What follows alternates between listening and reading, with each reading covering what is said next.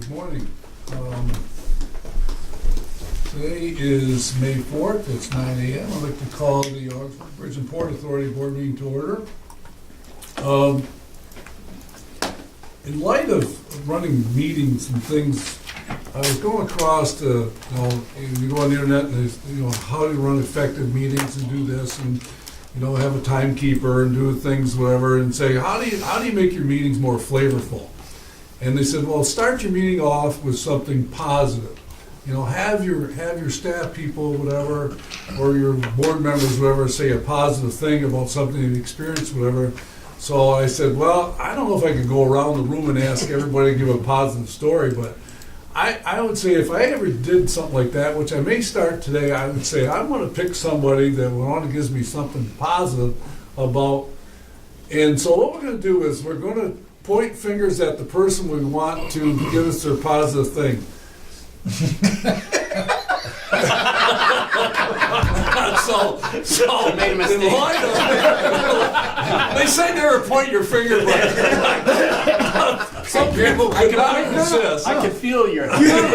So Steve, we all knew what was coming. we have a motion from the He's got positive though. I just drove by it. So- There must be 50 or to 100 people working over on the airport. Everything's moving. So tell us What he something. said. Some of the good things that are going on in your world, Steve. All right. The bridge hasn't Well, fallen down. No. Okay. Let's start at the port.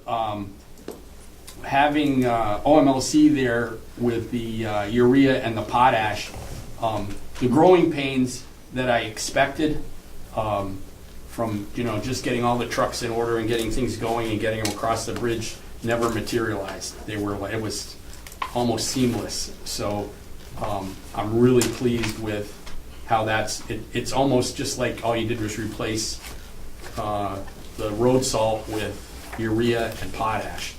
And then the way that it's all being taken care of on our scale system, and I get an update right at the end of the day of what we moved, who moved it, where it went with that system. So as far as that goes, that really was kind of a seamless thing, and I'm really pleased with that.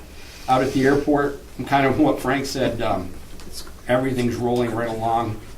The terminal, a few adjustments that we got to make to the parking lot to keep that moving, and then at the on the runway side, really doing well. They've got all kinds of equipment. And they are hiring local people. I kind of investigated that. I Good. know they've got a number of people out there that are local. And the amount of material they're moving from the quarry is just I enormous. heard that the other day. With that. And at the airport, that all seems to be going well. And in another month and a half, we'll be just shutting down, and then everything really will be, a lot of things will be moving out there then. And we do have our bridge maintenance staff is going strong. They've got quite a bit to do, but they're getting right on that with the bridge washing. And they've got a number of tasks to take on this year. One being the cable inspection, and also the annual bridge inspection will be coming along.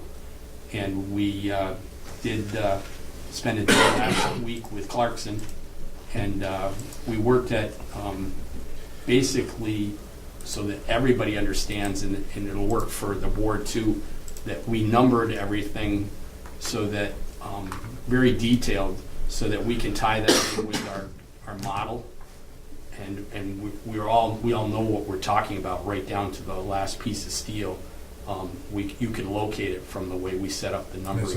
But I was very impressed with their understanding of it, and also how they actually took us to a deeper level on the components of the bridge, so that and it matches up with the way that our other engineers have talked about the bridge. So we're not inventing anything new where there's some kind of crosstalk or confusion with any of that. So that part, I'm really anxious to see when they get going with the drone work and everything like that, and that's coming along. So that's Exciting stuff, eh? yeah. Yeah, pretty Yeah. exciting stuff. and there's a number of issues which you're all aware of that, you know, we're dealing with, and as we go along, they move up the list as in importance and urgency, so we keep an eye on that.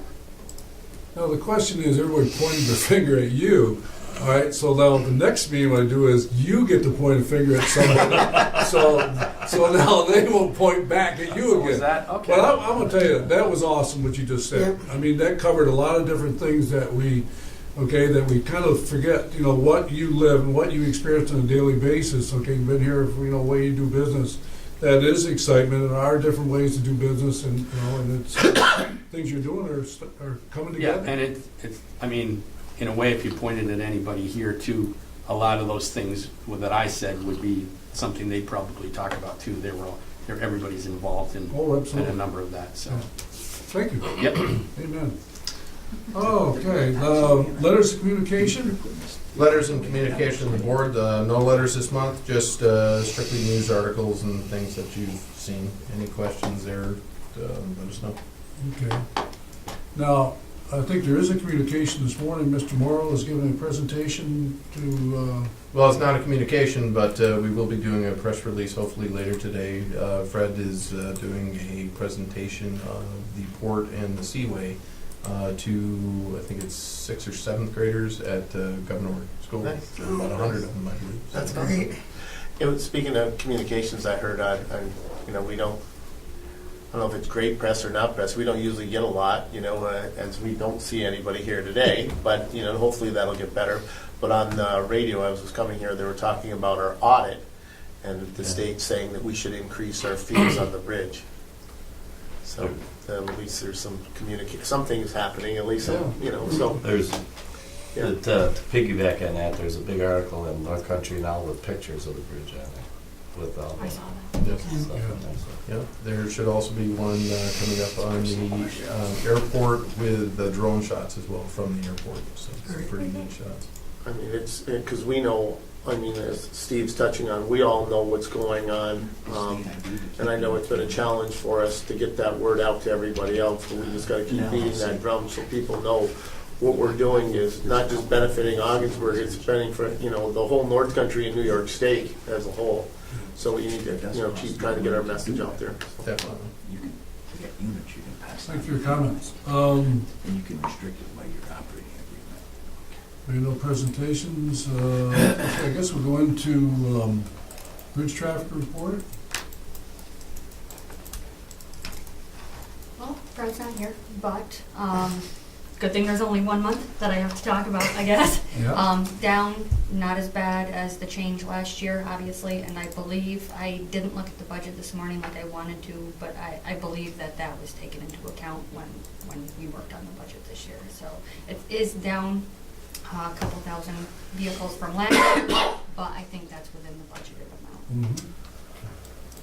Karen, do you know right off what we budgeted? I don't, This- you no, don't? I meant Okay. to look at it this morning before the meeting, and I Okay. didn't have a chance, Right. but I can look at that and give That's you an answer. fine, I was just curious of what. I know we discussed when we did it, how much we were going to, Yeah. and I think we did, it was between 5 and 10%, I think, the decrease we expected, so we're within that range. Whereas last year, we had the large decrease at the beginning of the year, and we had only budgeted around 5 or 6%, and it ended up being like 20% or something like that. Mr. Chairman, I'd be interested too, I mean, and I know Fred's not here, but I'd be interested, when we see that the auto crossings are down, but then we see all other crossings are up by 5%. So, you know, I guess when you look at numbers, you can just look at numbers and you can make assumptions of whatever you want to assume, but I think we need to, as we're going forward, to better prepare and make sure we're on task for the whole year, is kind of drill down into these things. I mean, if we're up in other things, my assumption is in truck traffic. Yes. Yeah. Why are we up? You know, we need to know that, you know, those reasons, and we gotta try to, you know, capitalize on those. If it's something that we're doing, we gotta capitalize on those things, and maybe we can translate that stuff into autos, because as we know, the exchange rate is the exchange rate. So it would seem that there's some kind of disconnect between truck traffic and auto traffic, and we need to know what that disconnect is and why that is, to help us prepare or to capitalize on that. That's interesting you mentioned that, because Fred and I had a conversation yesterday afternoon about the B train traffic that's going on here. It's coming from the port, being Right. assembled in this lot, and we're seeing them every day, of course, Right. going up into Canada and coming over. Right. That's clearly impacting our truck traffic, but we want to see if we can't tease that out Right. of our system and say just exactly what that is. and Right. How that impacts. And exactly, and that's what I'm getting to. I mean, is it a direct result of things that we're doing at the port or other things that we're doing that increases that truck traffic? Because, like I'm saying, because of the exchange rate, if it's probably, my assumption is something we're doing to capitalize on that, whether it's internally or from a marketing or whatever standpoint that we're doing to increase that other traffic. So, The other thing that's interesting too is I noticed Powerball is up to 348. Which So drives. it's like- true. No, Yeah. no, they are. they're coming over by the truckload. Maybe we'll put it in. But that actually, No. you know, that also brought to mind a thought about, we have a digital sign out there, and the New York Lottery is run by a New York entity. Right. Why can't we post what that is on the sign and see if we can Exactly. impact traffic as well? Yeah, as we know, we have so many I guess what I'm trying to get at is we have so many projects going and that we need funding for and we need revenue for, that we have to drill down on these things just to see if we Yes. can capitalize them.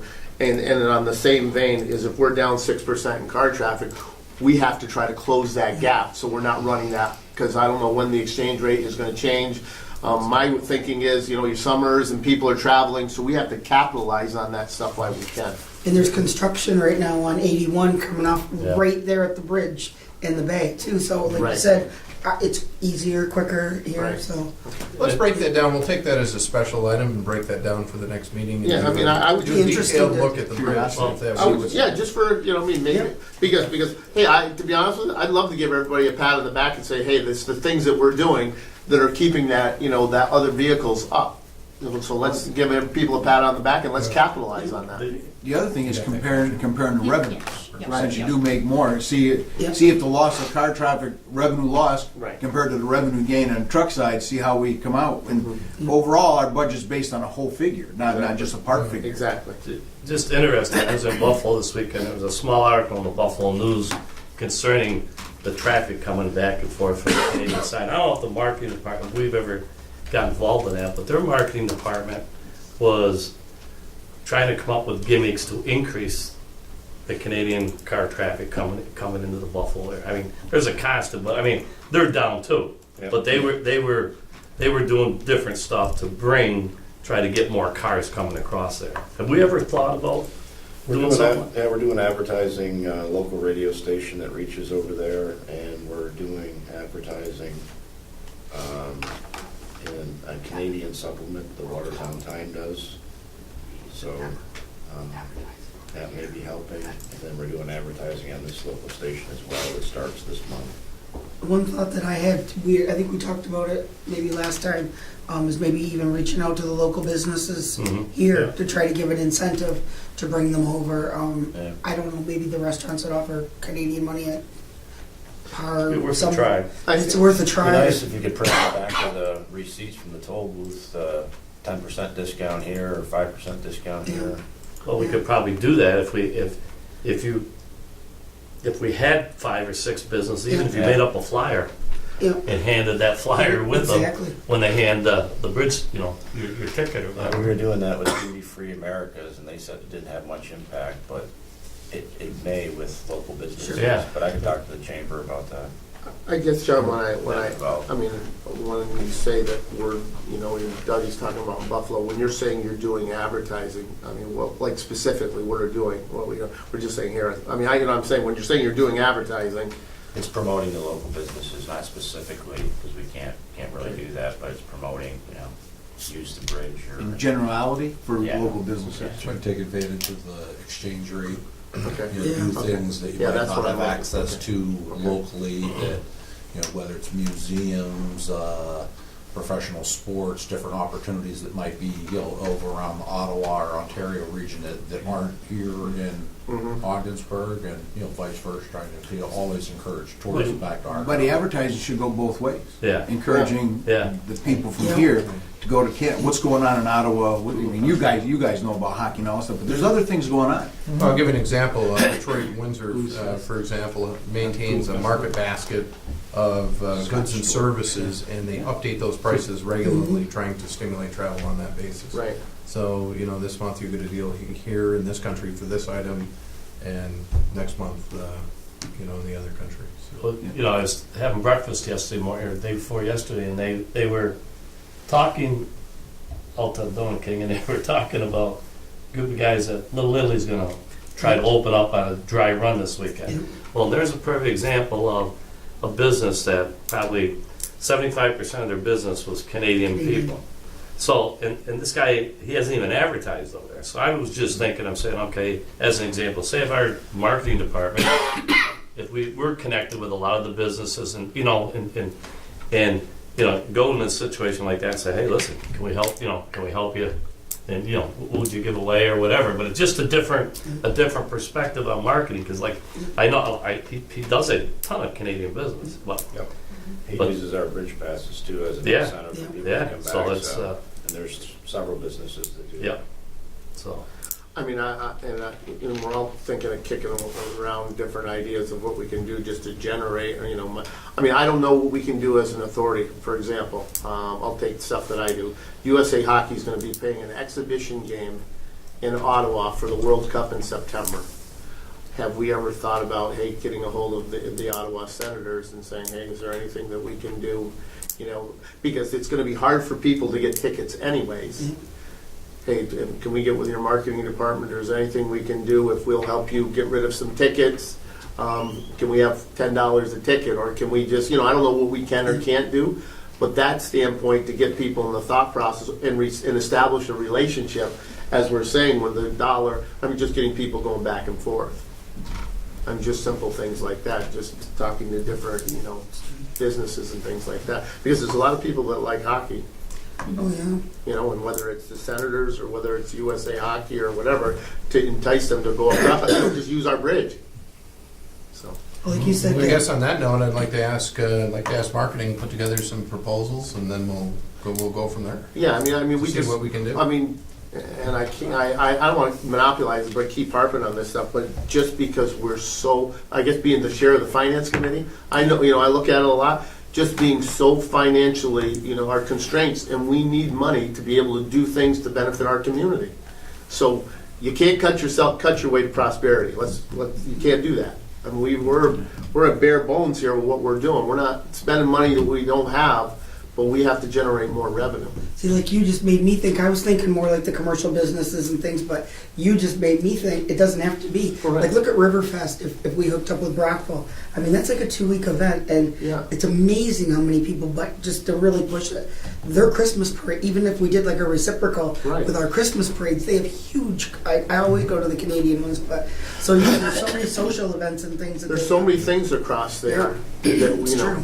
it's and obviously we want people to come and spend their money here, Yeah. but By the same token, you want our people to go there and enjoy Right. the Yeah. exchange rate going the other way. Right. Yeah. Anybody going through the toll booth's a good thing. Exactly. Well, You can't. You might be able to walk across that waterway, but it just gives us another avenue. Yeah. and it's all about It's a establishing different avenue. relationships. Yeah. And also establishes a lot of goodwill with Very local much. Mm-hmm. communities. Exactly. Especially like Brockville, which is Right. just a stone's throw away, but you got to go across the bridge. Right. Brockville's a beautiful little city. Yeah, it is. I hear a specific marketing goal coming your way, John. Take a note. Thank you, Mr. Chairman. Oh, you're welcome. That was good conversation. And that's what you want to do. You want to brainstorm your thoughts and put them into an action mode. Really good. We have a nice report for the airport. Yes, both commuter passengers and fuel sales were up compared to last year for April, which is fantastic, especially considering, from the end of June till the end of August, we'll be shut down, Right. obviously, at the airport. So it's nice to see the increase for those months. You know, all the- What would be the, I think we must have discussed this a long time ago. Wayne, do you remember what the maximum number in a month to put on a plane? Do you remember that? Well, it'll be a function of 9 pastures times, How many flights? bear with me here just a second. 9 pastures times 3 flights a day, times loaded both ways. 720, 710? 710? Oh, it's behind that. Not a week, you're talking a week, right? Yeah. 1,500? No, something's the matter Oh, you work on it. As long as we're talking about that, I had an interesting question 810. from my neighbor the other day, whose daughter travels back and forth from Boston here a lot. Have we got as far yet as when we have to shut down? And I presume Cape Air is going to fly into continue with Messina. Is it going to be one plane or is it going to be 2 planes in It's Messina? going to be 1 plane. Just one. Yes, so the capacity through the Essential Air Service Program is reduced for the period of time where Ogdensburg is It's shut closed. down. I expect, but have not seen, that generally what they will do is the 2 months that we're closed, they will tack that on to the end of Cape Air's Essential Air Service Agreement at the end. I'm just thinking about if you know, we're flying out of here and we're loaded, and they're flying out of Messina and they're loaded, and we only got 1 plane, and you know, I just okay, Yeah, it will, definitely impact yes. the travel. At Cape Air, you never know, may throw another Okay. plane at They you. might. You might, they might. Maximum number of enplanements you could have out of Ogdensburg, 100% capacity of every Cape Air plane would be 9,855 passengers. That's a function of a 9-passenger plane 3 times a week, 365 days a year. So if you So took we can 12 get to into 10 that, grand. so we're, But that's flying every day. 10,000. It's flying every day full. 810. so we're doing pretty good. Yeah. Pretty good. Yep, we fall short. Credit card? Can't get 10,000. Any questions on the air traffic report, anybody? Just a quick question. Sure. Do we know offhand what the gallons of Jet A were for the month? No, I mean, this which- is total. that's total. The Yes, breakdown, no, but I can find that out if you'd like. Jetty versus Yes, Lowline. please. Yeah. Mhm. Credit card. Did you want to elaborate with that, Karen? or anything? No, been about the same. Looks like actually we were down a little bit for total receipts for the month.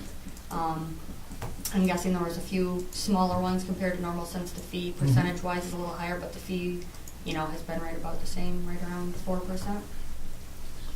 Let me go back to the original premise when we started this process. It was to Best thing we ever did. be effective as far as the finance department, whatever.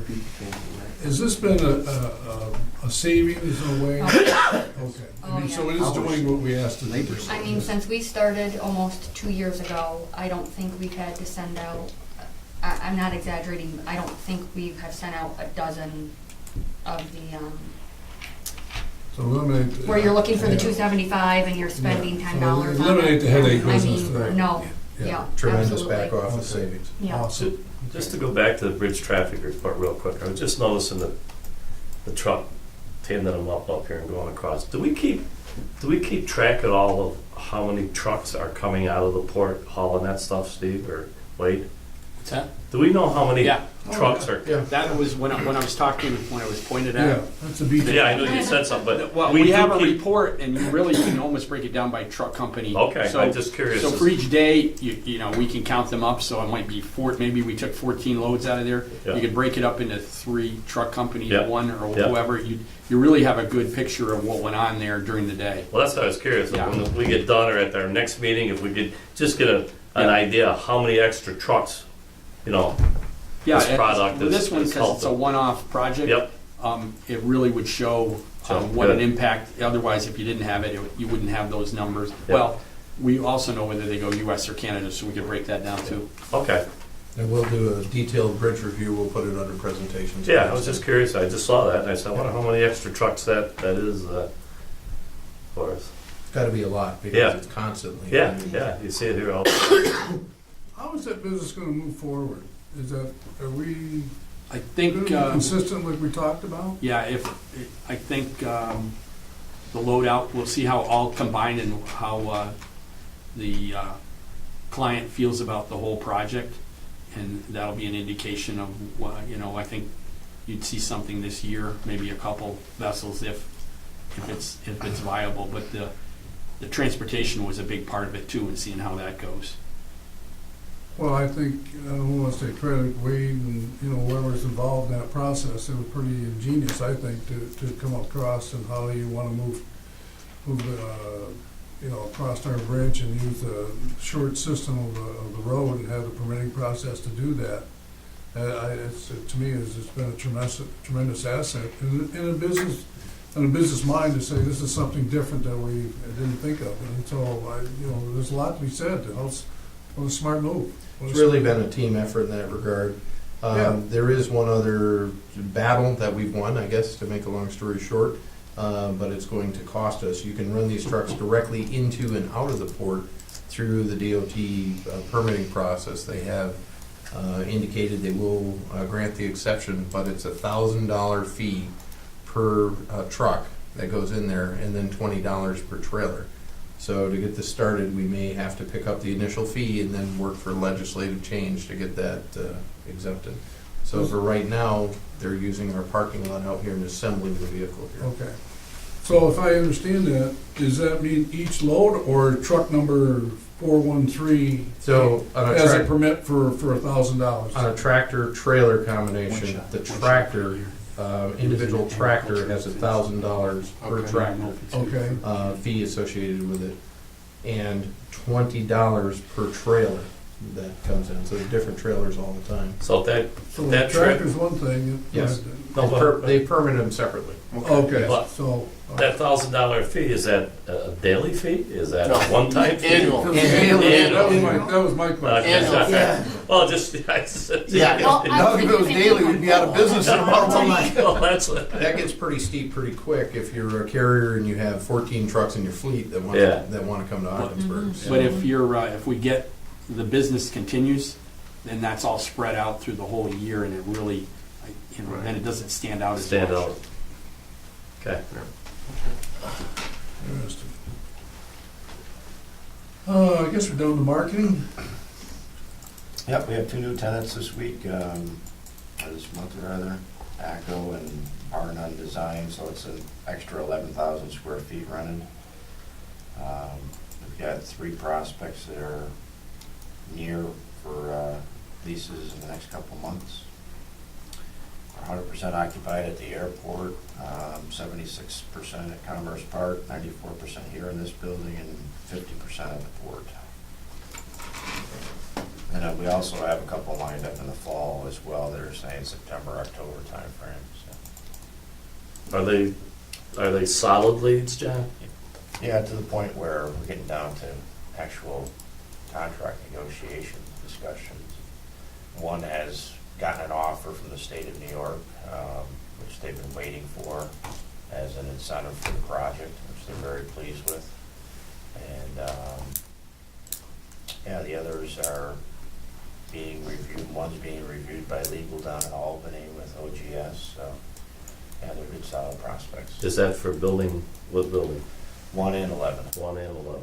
Yeah. Okay. Do we have any, I know we had a lead on the property, the Wagner property over there, and kind of fell through. There was 2 or 3 different entities that were interested in it, and I keep working on, but nothing real solid there. But do we have a system or whatever? Say if you had somebody today that wanted to go in building 11 or buy that property, and then a week from now they say no. Do we have a system how we can evaluate why they didn't come here? What happened? Did they find another place cheaper? Whatever the reason. Do we have a mechanism that we can? We've got that in the database. We try and keep track of, their status on a regular basis, and generally it's because of business opportunities, like one of the companies I'm working with, you know, they've had false starts 3 times now. And Mhm. he's now saying, looks like September timeframe, but it's dependent on his ability to get that contract in hand. Once he has that, he's ready to go. But he's 2 or 3 times now, he was there and then it fell apart, so. It's you know, there's a variety of reasons, I guess, but Uh-huh. nothing on our end in terms of, Well, I was just curious Yeah. from the company standpoint, and even our standpoint, you know, is there something that we could do different? Is there something that, you know, we might have to take another step to, you know, I don't know if it's negotiations or whatever, or I'd like to hear from the company, well, we found a better spot, so and so, you know, or our business plan did fall through. And I guess my next question on top of that is, when you guys are dealing with a prospect and you're you know, you're going gung-ho, do you also keep going with maybe a possible second prospect in case that first prospect might fall through? oh, absolutely. Okay, all right, that's what I wanted to know. Juggling multiple prospects. Okay. Yeah. Yeah, in case one doesnan go, we can say, hey, we got this, or we're just not working out. And we're doing, you know, we're doing a mailing, a bulk mailing right now. I mean, we have these prospects, Mhm. if they work out, we're gonna be pretty close to full. But we're doing a bulk mailing, and if something doesn't work out here, we're developing more prospects, and we're continually doing that. Okay. That's the purpose of the mailing, is to, you know, get another 12 or 15 in the pipeline. Do when we, I mean. In addition to our, you know, 300 in the database. Yeah. I know when, you know, if you're in sales or whatever, I mean, people routinely do the bulk mailings. But do you have, do you keep track of what the success rate is on those? Like, so, I mean, I guess what I'm trying to say is, I think I keep harping on it, but we want to make sure we're using our money wisely. If you're doing bulk mailings and there's not success on it, then you don't continue doing It's the bulk mailings. least expensive and least expensive form of marketing, which has the best results. Okay, so what, do you know, with the, so for what we do, what's the industry average for, you know, the success rate, the percentage rate, do you know offhand? It's kind of, economic development's a lot different than, No, you know, but we have to know, I guess, all right, give me, so how often do we do bulk mailing? I usually do one in the spring or the fall. All right, so we did one in the fall. Who have we had as a tenant from the bulk mailing that we have in? They're all prospects. I don't know that, you know, every effort's different. Mhm. So there's still prospects that we are working with, and Okay, I don't think we have a direct tenant from it yet, okay. but we're adding. There's to that. potential. We're adding to that prospect list, and we're keeping them and actively pursuing them. Okay. Some may take 5 years to develop. That's happened a lot of times. Some might take 5 or 6 months. Okay. Some may never happen, but we just continually try and develop new prospects into the pipeline. Another example is, we had the event last fall, and there was 50 companies there, and that's one of our, you know, out of that came one major prospect that's ready to sign, hopefully. Mhm. So really, it's kind of a continuous effort at different, you know, activities. Okay, so I guess what I'm saying is if you had 50 and you got one out of that 50, Yeah. is that more advantageous than doing a bulk mailing? No, So not it's not- necessarily. okay, so- Not necessarily. You know, I think it's a comprehensive approach rather than just, Mhm. you know. No, I understand. Okay, Yeah. thank you. You do try to ask prospects, or especially when you get to that point, you know, how they heard about us. Right. And try to keep a little bit of tabs on this. In many cases, it's through multiple different mechanisms, not just the direct mailing, but I also see your ads In on publication, OBJ or right. here, right? So it's sometimes not necessarily just one thing, yet we've been in meetings when they've broken out an ad and said, I saw this, you know, I got this direct mailer 2 years ago, we've kept it, and now we're ready to move forward. So it's hard to look at when people are ready to move, but I think it's a variety of different ways. we do try to ask that, and see Right. if there are certain things that can be more effective. Well, and I guess what I'm saying is that's very important, that you ask that and keep track of that stuff. Because that, in my opinion, is probably as important as getting the tenant. Because if we don't know exactly what we're successful at, then it's a scatter approach, right? And if we're successful on it, why do something that we haven't been as successful with? So that, in my opinion, is very important. We have to know that. We have to know, hey, we've sent this amount of mailers out, and the last 5 years, this is what our success rate has been, this is what our cost has been. We have to know we've done 50 trade shows, this is what our cost has been for those trade shows, and this is what our success rate. We have to know that. It's not we should know, we have to know that. So when we put together a marketing plan and there's finite dollars, we can say, okay, where are we going to spend our money? Is it better giving 10 grand to some firm to represent us? Or should we be continue doing what we're doing? And I'm not confident that we know that. I don't know it. And I'm a board member. That's all I'm trying to say. Why don't I suggest this, something that would be easy and straightforward for us to do. I'd like marketing to pull the last 12 months of new lease agreements, and for each tenant in there, identify how they learned of us, because we know that those are clearly successes. And if it's multiple avenues, it's multiple avenues. But if it's specifically the first point of contact came from a mailer, then identified as such, and we'll report that out. I guess what I'm trying to say is we're having success. And I want us to know where we're having the success. So we can expand on yeah, that. so exactly. So Yes. when we're 94% or 100% occupancy, I want to know how we got that success, so we can continue on that path with finite dollars and make sure we continue doing that. That's my only And let's motivation. not let this languish until next month. Let's get this done within the week. It's straightforward. We know what our lease agreements are, Okay. and that way marketing can just pull that and take a look at it. Thank you. Yep.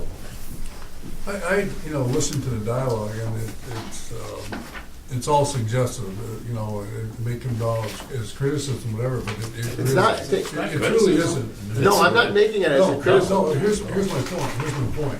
My point is, the pressure that John and John are under and things they do, okay, are, I don't live it, whatever it want to be. I'd like to say to these gentlemen and everybody here involved, whatever, is there something in the step process that we are lacking to get to the decision maker? And so, I mean, to me, as a client, okay, I want to talk to the salesperson, but maybe I want to take another step forward that we need to do, and whatever tool that you need, John, or whatever you need to do to get to the decision maker. I'm not sure if by status or the position you're in, are you getting to the decision maker? Is there a process that we can help you to get to the next step? That's all we meet with our decision makers. Say again? That's all we meet with are the decision makers. We meet with the Okay. president or the CEO of the companies. We don't meet with the salespeople. Okay, that's what, and so I guess I look at two parts here, whatever. I guess I congratulate somebody coming to the North Country that's gonna do something. I'll just use the place down in Messina. I'm not against Messina. I'm not anybody, putting something, building there, whatever, helping the people in the economy here who live in the North Country. But I'm saying, where are we next in line to incorporate ourselves to do something similar, where I want to be? I don't know. I mean, that's what we have to engage in to go after that. And to piggyback on that, I'll use myself for example in my former life, and I'd run the investment shop of our brokers. So I have Mrs. Jones. It's got $1 million, and I've got and I'm not saying this in a bad way, but I have one of my people that are maybe not as seasoned or don't have the status that I have because I oversee everybody. Mrs. Jones, to get her to do that, John Smith says, hey, Gavin, can you come with me? I've met with her once already. She wants to feel comfortable with the whole organization. Yeah.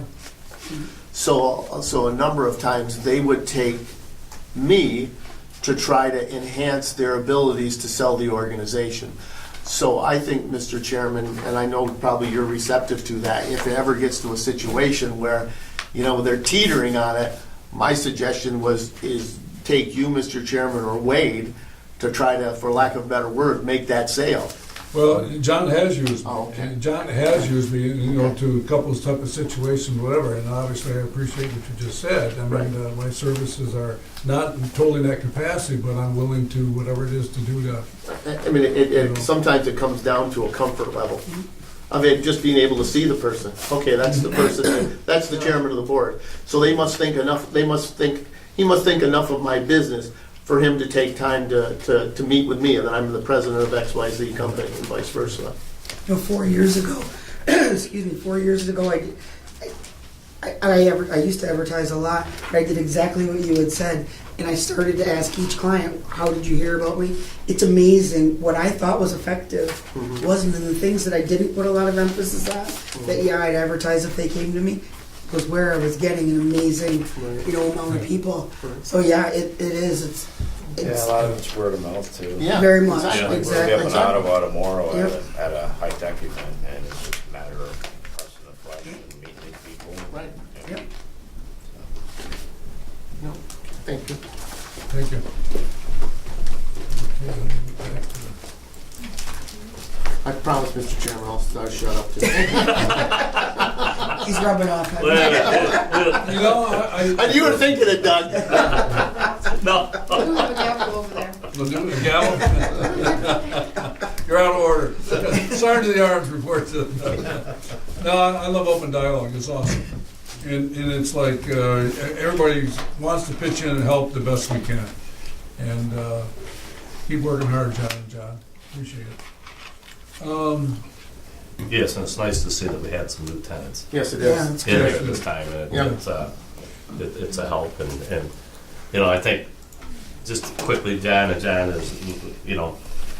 there's a lot of times where I want success yesterday, but I know in that area, you can't have it that quick, but, just keep plugging along. Okay, you just gave the commercial report, facilities committee.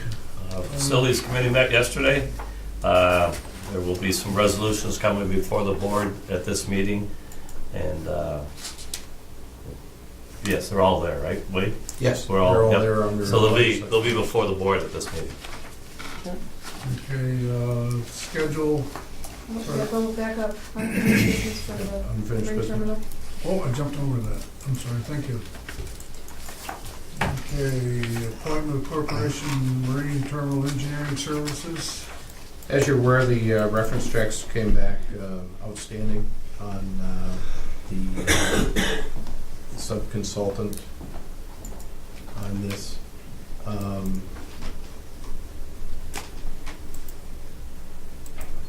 So the recommendation, and I apologize, this is not the correct one here, or not the completed one. It should be Tisdale Associates. I'll fix it here momentarily. We're recommending Tisdale Associates.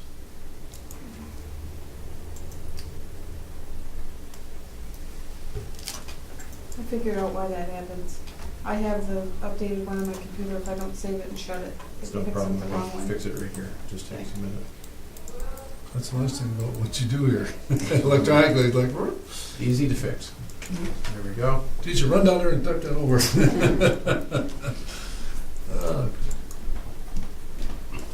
Okay, let's have a do-over here.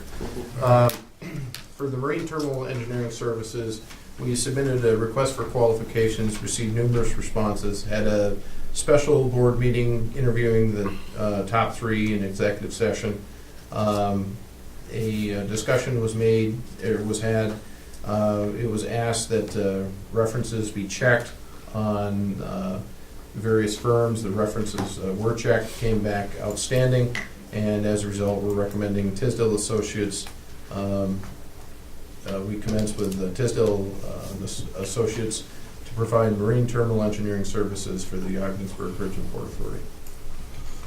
Well, I think what's quite interesting going through that process is the expertise of the people that you brought forth and the ability that they have.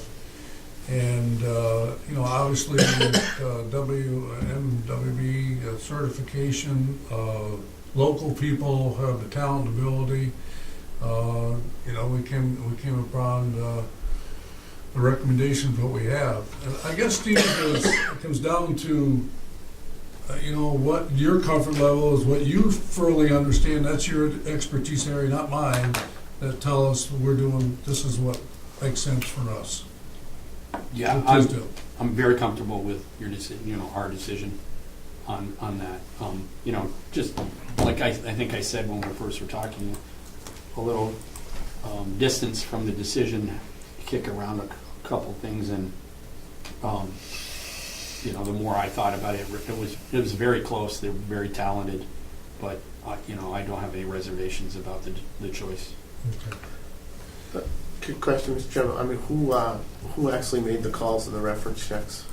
I did. You went- you did- Steve I did. Morris, Steve Morris. and the results Yeah. were disseminated to the board of You know, directors. you know, I talked with John White, who had run that large project, Right. and he used words of, you know, complimentary above what I was asking for. Right. And I said, you know, good and excellent. He basically did superior in every, and he actually volunteered things that I was going to ask. Mhm. As far as the nature of the construction, very similar to ours, only on a larger scale. You're talking bedrock and things like that. So, and then he talked about mitigating any kind of extra cost to the owner. Mhm. He said they were very firm in that, Mhm. which was really impressive. Okay. That he didn't say, well, we had a few things, but he said they worked on their behalf for cost control. Perfect. So, I think, Tisha, I do have kind of a, I don't know if that's in there or not, is it? It isn't, But we have the Yeah. actual, Okay. yeah, he was very, very impressed with their team and how well they worked, and very easy to work with. Okay. Thank you. Do we reach out to the other candidates, like the top three, and just thank them and basically kind of leave the door open if we ever do need in the future? Well, we will. We'll open negotiations with Tisdale, and then if negotiations don't go well with Tisdale, we'll look at other options.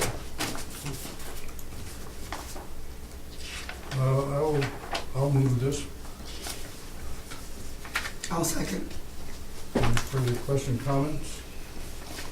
No, just thanks, Steve and Wade, for your due Yeah. diligence on this stuff. Because as you said, it was, I mean, I guess it's always nice that you have to make a tough decision when they're really good, Yeah. Yes. you know? So, thank you. Any further comments? Clerk, call the roll, please. Mr. Reagan? Yes. Mr. Lamache? Yes. Mr. Loeffler? Yes. And Ms. Breen? Yes. Okay, that passes.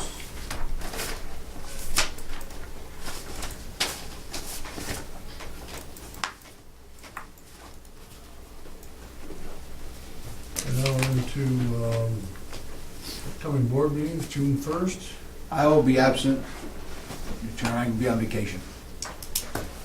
I'm not sure how we'll want to work the Reports. audit and stuff, because Is we'll that have too to have that. close? Well, Well, we'll need the to audit will not be schedule- done by June 1st. Yeah, just be aware, in the month of June, we may need to schedule a special meeting related to the audit presentation. But we don't know exactly. So I think when June, that is. I always worry about that, June 1st is too close, the first of the month. Obviously, it is the first of the month, Yeah. but would that move another week? I would not recommend moving that, and the reason I would not recommend moving that is airport updates, things that are needed All in right, timely. so And I don't think a week would be enough time for the audit anyway. I think we're All more right, looking so we'll mid-month just leave it probably as, all for right, that, we'll work so. with So you're talking for the audit, we're looking probably mid-month, you think? I'm okay? thinking so, yeah. They're coming the week of May 16th for their in-house Right. stuff. You know, you're meeting with them. And then, you know, it's usually Right. a few weeks after that by the time everything is wrapped up. Okay, so. just for planning, I'll be gone the week of the 6th. Okay, of yeah, June. I'm thinking we're probably thinking, you know, somewhere between the 15th and the 20th would be my I won't be here, but that's not a problem during that time. I think You'll have, we'll have to plan around events. We'll need them here, correct? What week will you be gone, Doug? I'll be gone from June 15th till the 19th. Well, we can just work to schedule it Yep. with the auditors Yes. outside of those dates and Yep. float a Yep. couple of dates. in. Yep. All right, so we'll keep that as is. Okay, now with the business items, Wade? A couple of general administration items. The first is we need to have a formal fueling policy at the airport. So the decision that needs to be made from a policy perspective is, are we fueling commercial aviation aircraft? We do it for general aviation aircraft all the time as part of our FBO services, but we don't have anything for commercial aviation. So the first thing we need to do before we start buying equipment and looking at things is get it formal direction from a policy side of things that yes, we want to fuel the commercial aircraft. I'll make that motion. Second. I'm looking for a question. I was gonna say, we better. I'm looking for a question. I mean, I guess it's just a policy thing, okay. I have no further comments. You all right? Yeah, sure. I mean, you know what? We got an airport, we can't fuel them. You know what it is, though, is the process and procedures of all these things that it's say, well, you gotta have this and that, whatever. So we're taking baby steps along the way, but we have to take giant steps at the same time. All those in favor? Aye. Next item under Ogdensburg Airport is approval of the ECIP. This is a document you saw last time. We need to formally adopt this document because it reflects the $1 million a year sooner, assumed through increased employments at Ogdensburg. I'll move it. I'll second. Anything particularly we should be concerned about here? Anything just? No, these things change over time. It'll change again. And each time it does change, it'll be back before the board. This is a guideline of where we're looking to spend money over a 5-year term at the airport. Well, looking at, I think you really clarified something, is a capital improvement program, obviously, there's level of flexibility into it, that things that we want to change, whoever we want to be, and this is just, what do you call it, just a sketch in a way?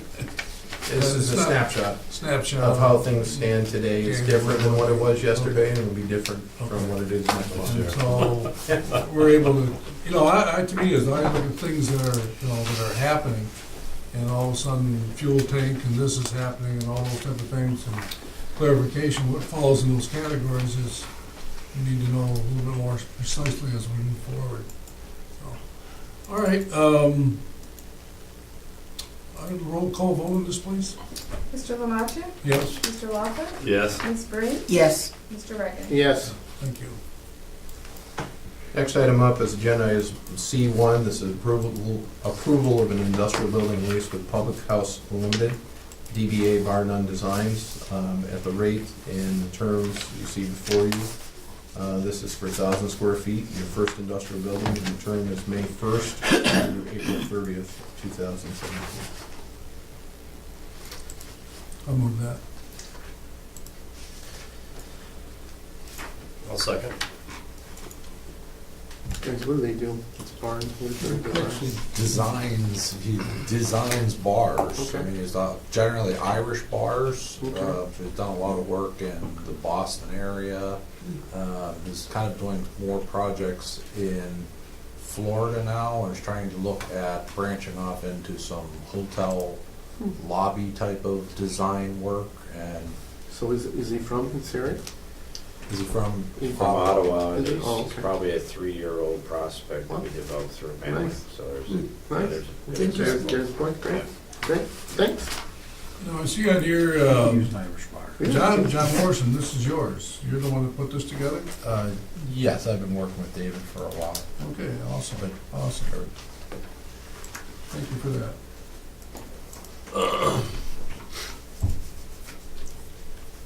All in favor? Aye.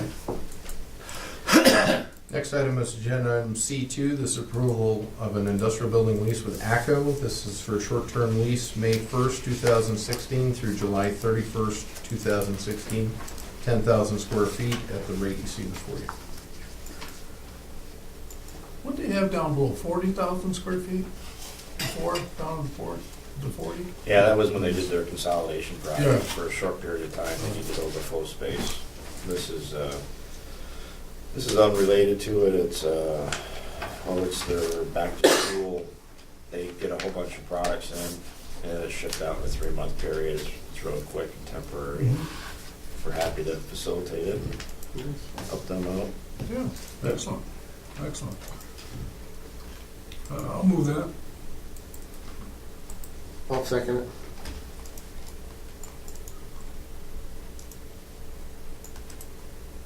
All in favor? Aye.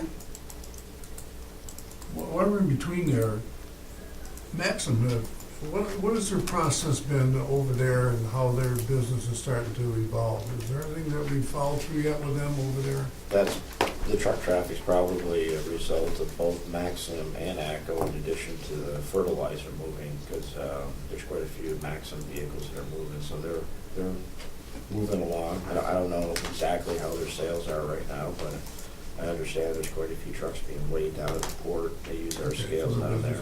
Yeah. Do we know how We many charge them a trucks fee they for that. do, John? Yeah, we track that. They have a contract with, No, we just know what comes over the scale. We don't know all of their, but we know what business they do when they come down to weigh with us. We know how many trucks and when they came. okay. So we know just what our insight is when we weigh them. Well, it's interesting because when you identify exterior businesses of traffic going over here, okay, and then you say, what businesses do we commence, okay, involved in our process? That's what you guys generated. That's different. That's interesting money. Yeah, so those April numbers for bridge traffic wouldn't have included Maxim because they hadn't opened by then, so. Sure. When you compare them year to year, so. Yeah. yeah. Well, we like to keep those people happy, so it's good. Steve, our system, just quickly there, our system down there at the scale house, I know we had a problem with it. Is that working well now? Yeah, it's integrated with, OMC has helped with access to some of their tracking and inventory systems that they have, but ours, I don't know if it's totally integrated, but it's working much better now, and the numbers that you get working in with the OMLC inventory control is really Good. It's really good. For me, I can see a daily thing rather than going to books and things like that. Good. I know we had some. Yeah, to get to your question further, Fred's really the expert on that, but what I know, it's not living up to the original expectations that were in there. It is providing benefits, but it's not providing the same level of benefits that it was originally sold to the board as. So I'll defer the other questions to Fred once he's back. How long's that system been in? Do you know? I want to say 6 months? longer than that. I want to say we approved it the spring of last year, I think. It started before I went off, but then while I was off is really when it started, I think. So I'd say probably Oh, that's 7, 8 right. months. That's right. Because I missed all of that. Right. I'll have Fred contact you directly on that to follow up on the conversation. It's helpful, but it's not doing everything that it was envisioned to do.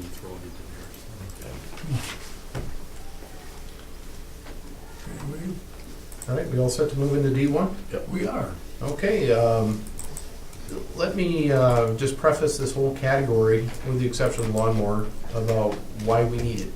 The first thing we need to do, obviously, is build the runway out so the plane can land. The second thing we need to do is make sure we have an apron. The third thing is make sure we have the terminal ready to go.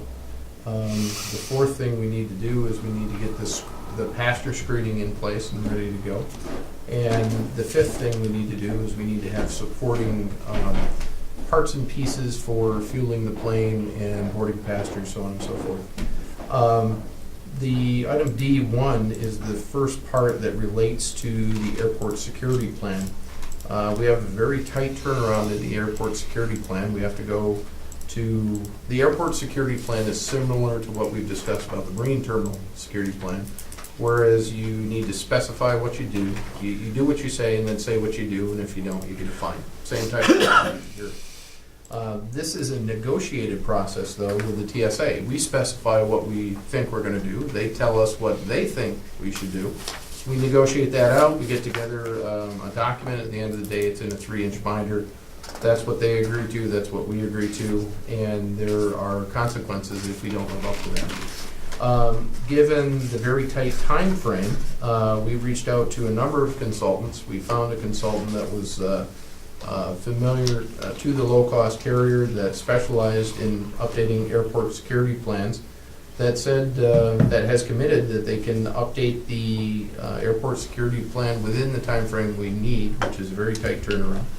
And the cost for that is $24,750, with all work being completed by September 9th of this year.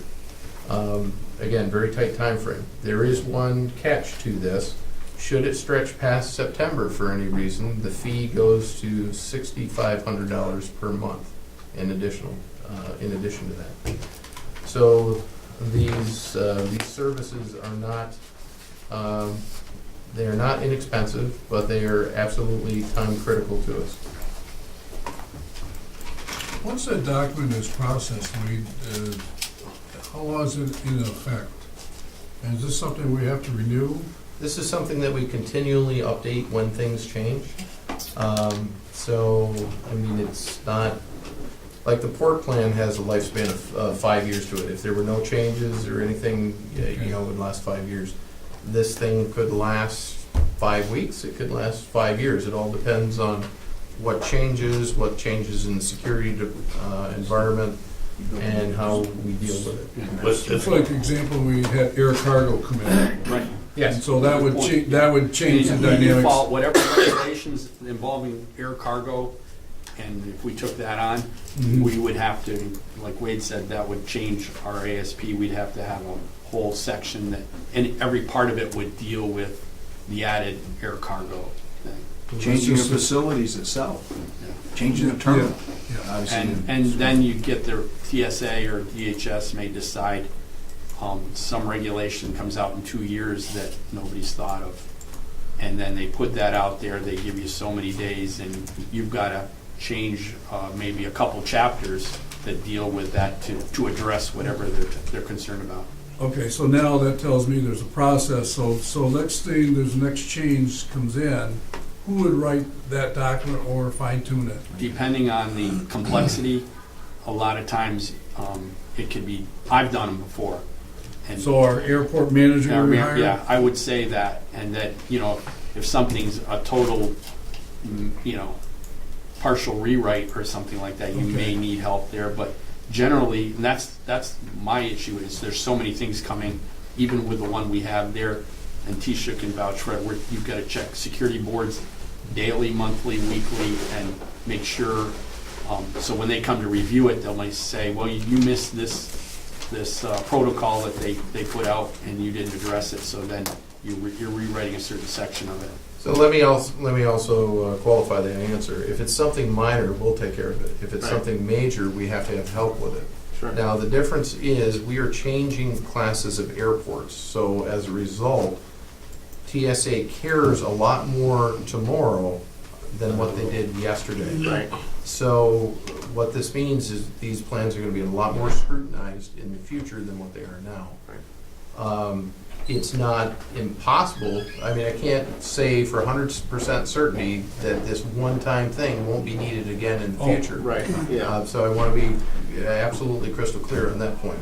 But if it's something minor, I think we'll still be able to take care of it in-house through a combination of our airport manager and staff here.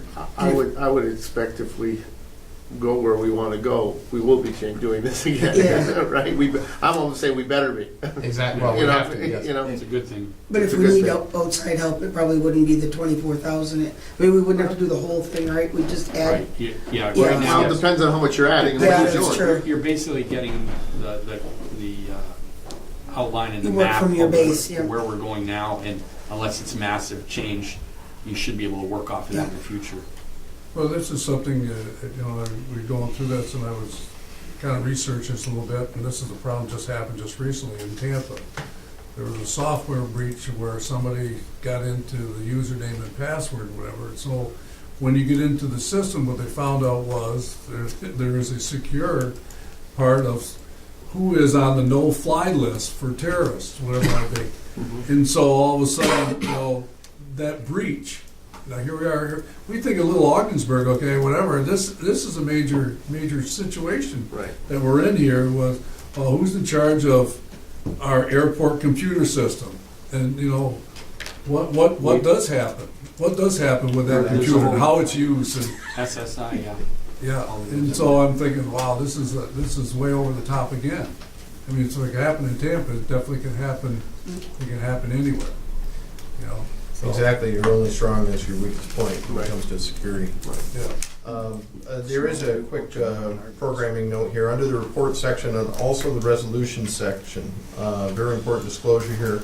This is an exception to the authority's procurement policy because it's in the best interest of the authority due to the economic nature and the time-sensitive constraints of the airport project expansion. And I'd say you can also add highly specialized skills to that list, because, Because of the highway special. yeah, the type of service you got. I'll move it.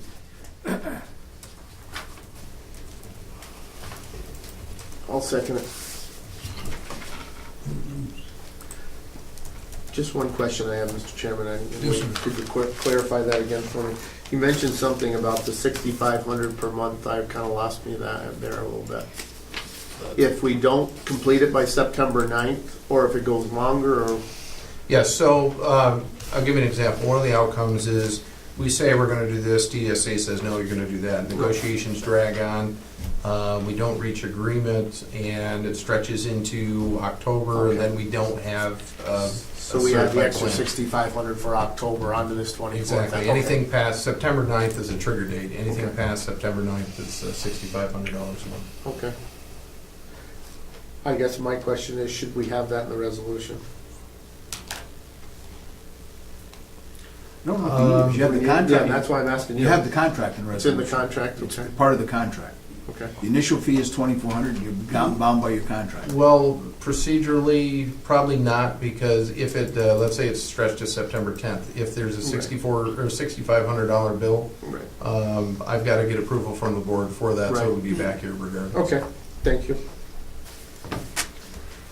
I think when I first heard about this part of the process, we were going to start to reach out and find out how difficult at this point in time to find somebody who was talented and professional and has the ability to do this in such a short period of notice. So the recommendation, obviously this person fits our needs. And is it fair to say the airline totally recommended this person? This consultant came to us and was experienced with a low-cost carrier. So you have a motion to accept? Yes, I second that. Roll call vote, please. Mr. Loeffler? Yes. Ms. Breen? Yes. Mr. Reagan? Yes. Mr. Lamacek? Yes.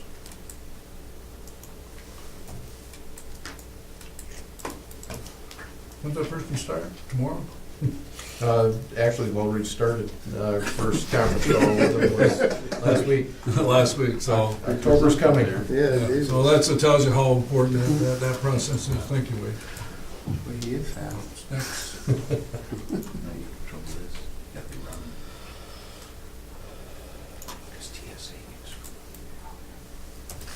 Here with me here, just modifying the rest. There you go. So now that we have, again, going back to the overall theme, now that we've decided by policy we're going to fuel the commercial aircraft, we have to have the necessary equipment on hand to do that. The first part of it is you have to have the tank. We have a tank that's 20 years old that doesn't meet the ATA 103 standard, which basically it just means cleanliness and fuel standard. And obviously that's important for a variety of reasons. It's a 10,000 gallon tank out there. It needs to be immediately replaced so we can begin fueling operations. It's the Jet A tank. We have a proposal for $123,736. Are there cheaper ways to do this? Yes. Are there less expensive ways that could be done by October and fully permitted and in place? The answer to that question is no. Therefore, we're recommending, as we discussed with the Facilities Committee yesterday, that we immediately begin the fuel tank replacement in preparation of fueling the aircraft, which is scheduled to be here in October. Here's what, I mean, we had a lot of discussion yesterday about, you know, whose fuel, what fuel, and how to make money, how not to make money. And Steve Steve, this is the question. I researched jet fuel. I didn't realize there's 3 different types of jet fuel. Jet A, Jet A1, and Jet B fuel. That's the way it was classified. And then I didn't realize that each fuel has to be used in a certain area because of the temperature or where it wants to be. And so then I started thinking about that is, do we use, well, I see Jet B fuel was used in extremely cold climate.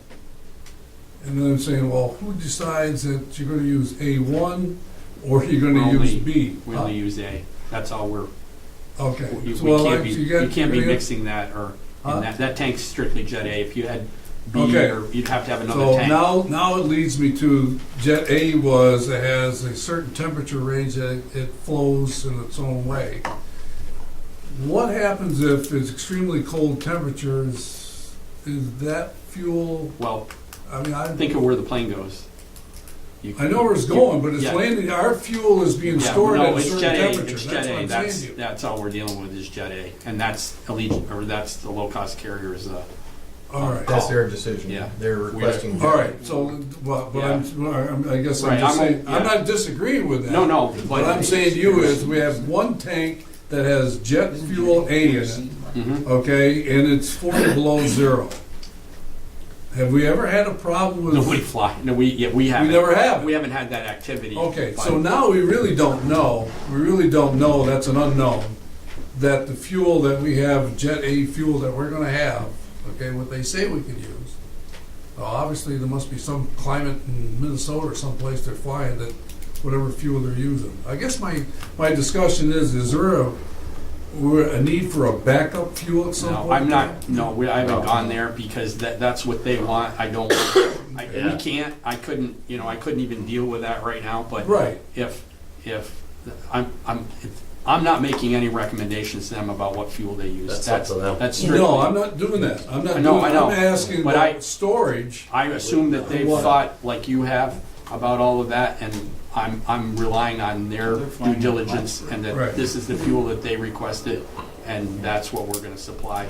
And I'm not gonna second guess or, any of, I can't anyway, because we just couldn't store any of that. Okay. Their question to us is can you fuel us with Jet A fuel to the ATA 103 standard? And that's what this tank allows us to do. Right, I But- understand that. But I know right where you're going with, Yeah, but I Sam- don't know what that's like to fuel at 20 below. Usually people don't fly, so. Well, here's around what I us. didn't understand, and I guess this is just a learning curve, maybe just for me anyways, I find interest in all this stuff, is if on that plane it has Jet A fuel, right, and it's so extremely cold, all right, and don't just say an airport, whatever has Jet B fuel, I said they need to put Jet, can they mix? Probably not. No. Depends on the engine. Sorry. I mean, I would imagine it'd be kind of Whatever's like, on that plane, we gotta put on it also. And once Okay. that plane gets to 40,000 feet, It's cold. it's all the Cold anyway. same. Yes. Well, I know that, but I'm So, I talking mean- about storage to flow. I think it'd probably be like Yeah. the same thing that you would say, okay, one day I want to use unleaded and the other day I want to use diesel. You can't do that. Yeah, well, this is a kerosene based. Our conditions, Sam, wouldn't be much different in Plattsburgh, and they've been flying out of Plattsburgh, Right. same planes, I'm assuming they're using the same fuel. Yeah, like Wade said, that's what we were asked, so I just assumed Okay. that. But I never I'm just thought of thinking it. huh? I didn't, I knew that was available, but I really didn't think of it the way that you Well, I did. started researching, I said, well, there's a lot to, I mean, the shutoffs and dead man controls and static cable things and thermal insulation things, there's more to this than just buying a tank. Yeah, no, Yeah. the 3 people mean- we have, no, they're all trained on all of that. Yeah, I mean, I look at the static thing, whatever, I mean, you say you build up static and Sam, what is Jet A fuel? it's a kerosene base. All right, kerosene's probably it's a lighter base fuel, Yeah, so. There again, if you fly out of here with the jet fuel B at 40 below, and you're flying into 85 or 90 degrees, Yeah, what's the, is there going to Maybe be it a doesn't problem matter, that I way? don't know, maybe You know. they factor that should go Yeah. all over the world. well, Maybe it's there, Well, I mean, that's all, I mean, so I just, whatever I want to be. I mean, I would just, for curiosity, see exactly what the sequence of things, what the. I guess I find out we're using Jet A fuel. I guess my question is and obviously the carrier knows the fuel that they want, and we, Yeah. get our tank They have based to on, approve, yeah. based on what they want. But are we still gonna have a tank if somebody just brings a private, like, if somebody says, hey, I wanna call in and refuel? Well, we've talked, we're allowed to commingle, Okay. and we're working that out. What you're saying is if an executive jet comes in, Exactly. can we fuel that? We're gonna have to look at it. We can commingle that, and we're gonna have to see how that goes. Okay. We may have some storage issues as far as replenishing it with our fuel, if the thing's always full. Mhm. I'm I'll not, directly answer that question. This tank is too small from day one, Okay. and it will interfere with how we fuel other aircraft. Okay, so we're not But gonna it's be. what's needed to get us started in October. Okay, And we're gonna have to make some additional fueling decisions okay. once we get past the October start. So basically what we're saying is to have this tank for the time being, we're probably eliminating those executive jets. No, not eliminating, but we're gonna have To to, refuel them. we're gonna have to play it close, because Okay. the tank volume has 10,000 gallons in the tank. We have 3,000 gallons in the fuel truck that we'll talk Right. about here in a moment. And the low-cost carrier aircraft uses 9,800 gallons per week. So, yeah, it's gonna be tight. We've gotta make Okay. sure that, Okay. given their flight schedule, we have the right amount at the right time. So Okay. that could impact our fueling operations for Okay. other You can see the flow here. general aviation Yeah, yeah, aircraft. Yes. You can see the trucks driving up to fill up our Right, tank and I guess, okay. on a regular basis. the thing with us is for our, say, 7,500 that we put in there, so when we get a good buy on that. So if you're saying, well, we only need 2,500, our costs go up. Right. So No, I we understand. could throw 2,500 in there and So go, you got well, we have 25 in there, we can fill everybody, but we're selling it probably at a higher price than we Right. normally would, because we can't find the space in that tank. And like Wade said, if we had, I don't know, if you had a 50,000 gallon Right. tank, you'd be throwing trucks in all the time, and you just keep track of what's yours and what's theirs. Okay. And that brings up another interesting point. To get a larger size tank that would be what we need, permitted, in place, and ready to go. I mean, it wouldn't be ready for the October timeframe. It takes about, there's about a 2-year time horizon there. Okay. And the cost is anywhere from $225,000 up to $600,000, depending. We're not selling that much fuel Use right my now. senior So this citizen is the- discounts. Oh, yeah. So at least we know, though, down the road, we'll have to. we But that just can gives me a plan better for it, picture of yeah. it. Thank you. Yes. Thank you. That's something you're gonna start early. How old is this? I'm sorry, just to clarify that proposal on there, Wade, and I haven't had a chance to talk to you, but I did ask them, you'll see two numbers on the actual proposal. One is 118 and the other one is 123. For the alternate one? The alternate, well, I'm recommending the alternate because what that provides a way, what it does, here's what's gonna happen with the original, with the first, you come with a crane, you pull the tank out, and there's a dike right there that tank sits in now. The idea would be to clean out that dike, sandblast it, and repaint it. It's a 20-year-old dike. And then you take your tank away, and then when that's ready, you bring another crane back in, you take the new tank, and you put it in there and plumb it all up, and you're good. What they said to me would be, it would be better if you just took everything, the dike and the tank one time, and brought your tank in, and you set it, then plumb it up. But you bring in a double wall tank, you're getting, everything's brand new from there to your pump. And so there was a cost, I mean, on its own, it would be a lot more, but because of the savings in the not bringing a crane in or having to paint the dike, that difference is definitely worth it. So when I just wanted you to understand, we kind of talked all kinds of things there, but I forgot to mention that remember you were asking me yesterday about different things. We had already talked about that, but I completely forgot until I saw their proposal. So I'm just recommending the 123 because it'll be all brand new and Bottom up. correct. Okay. Steve, bear with me here just a second. This question's directed your way, but it's for the benefit of the board. we've been going through a series of checkpoints with the low-cost air carrier. So, for example, we had an operations and safety meeting earlier this week that looked at the nav aids, the runway, the taxiway, the terminal, how everything interfaced, and at the end of the day, there was a go, no-go decision there, and it was a go. Prior, we had, back on April 15th, we had a ground handling a checklist, basically, and that was a go, and an issue came out of that. We will have, in the future, we will have a fueling systems checklist where they'll talk with us, they'll verify on site that we have the capability. And Steve, my question is, when is this installed and ready to go? Do we have a feeling for that? I'll just give you a rough idea. Probably the tank would take 60 to 70 days, so you're talking 2.5 months, and then transport it, and you're looking 2.5 to 3 weeks to get it all plumbed up. Almost close to 1st of September. So yeah, you would be looking at probably getting it in here middle of July, late July, and having it, probably by the 15th of August, I would say would be my date to have everything operational. Okay, so we'll need to pick a date and notify the airline that, for that next series of check on the fueling, Right. that we'll be ready to go on date certain. Right. Okay. Now, let me ask you this question. So if they're gonna do it from the ground up, could you leave the other tank there? No, I have to, Oh, you the gotta pads, dispose of the other tank pad's smaller. If I had the same Oh, but I pad, thought you were talking about you're gonna go all the way down to. I am, that tank behind the pumps that you see out there, Right. all the piping and everything, that'll all come out, and you just put another tank in that place.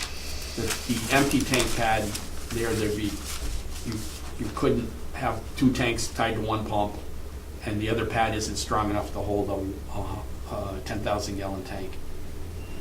You've got no room for another 10,000 gallon tank. I'm not answering your question. No, I am, and my wheels are turning. So what, you just gonna take the old tank, everything out of there, just the way it goes? Let it go for Yeah. Right, scrap so or whatever. what is the transition from the old tank to the new tank? And there's no fuel? Yeah, probably 3 weeks. Just 3 weeks?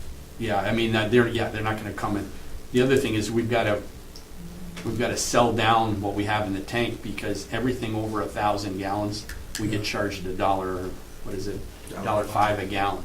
Yeah. So, you'd hate to pay all that money for 4,000 gallons of fuel, and 3,000 of it, you pay $3,000 to get rid of it. Okay. And it's perfectly good fuel, but you can't transfer, that's part of the AT 103. I can't pull that out of there and put it in a truck, and then put it back in the tank. That's a no-no. Okay.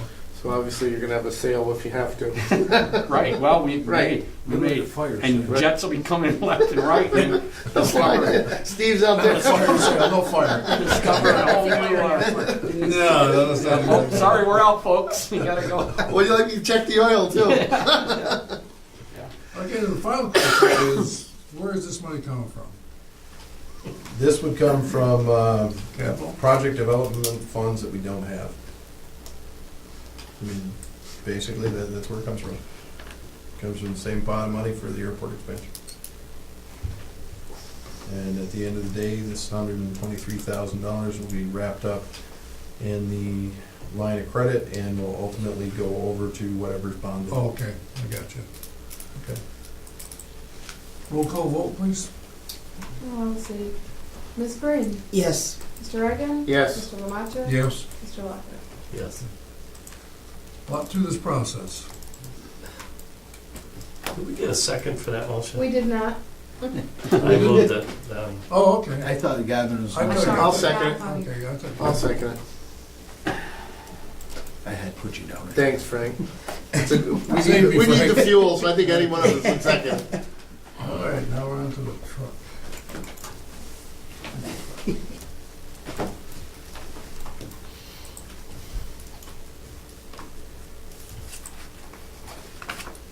Bear with me here. One moment, just making a same modification. Okay. Okay, now that we have conceptually, we have the fuel on the airport, we need to get it from the tank to the aircraft.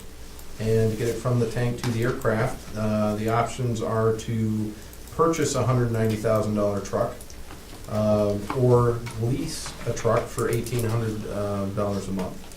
We're recommending that we lease a truck, 3,000 gallon truck, that we can use to fuel the aircraft.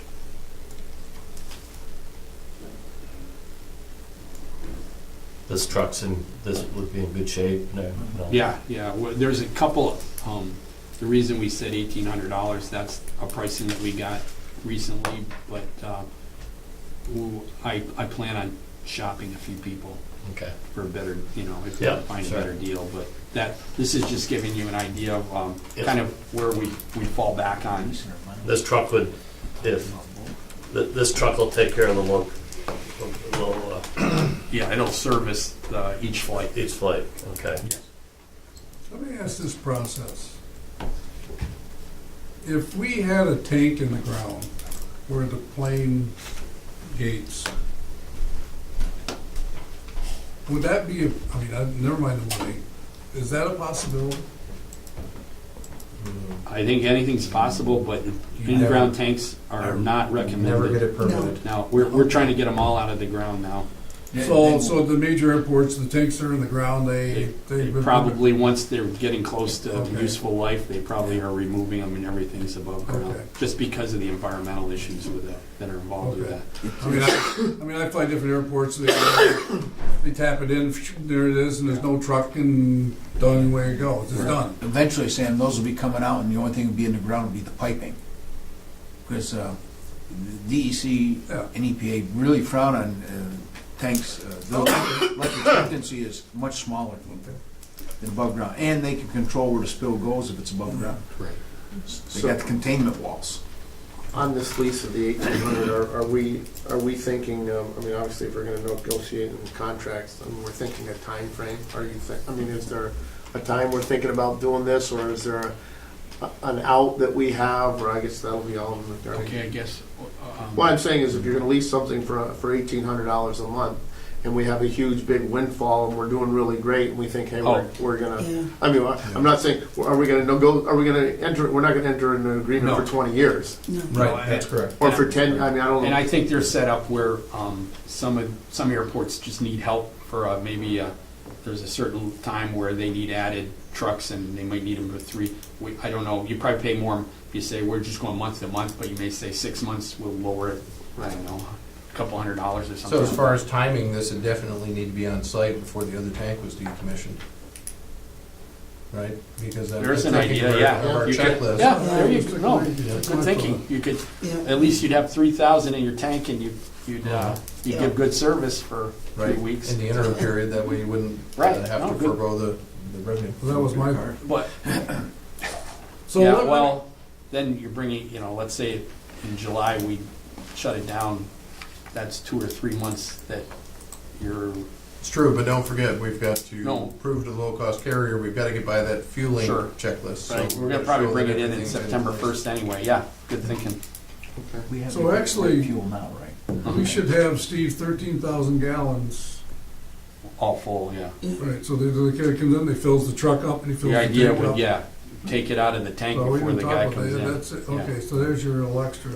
Wait, what did you say? The cost to purchase, excuse me. It's round numbers, about $190,000 and up.